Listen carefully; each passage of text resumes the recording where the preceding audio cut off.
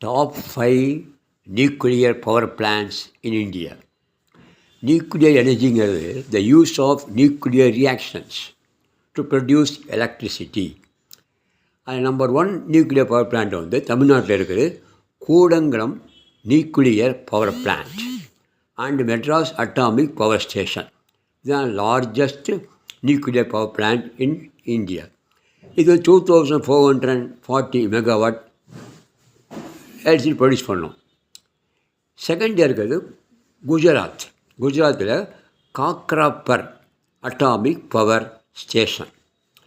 இது வந்து 1840 megawatt electricity produce பண்ண வச்சுருக்காங்க. இது செகண்ட் ரேங்கில் இருக்குது இந்தியாவை பொறுத்த வரைக்கும். தேர்டு பிளேஸ் இருக்கக்கூடியது ராஜஸ்தான்.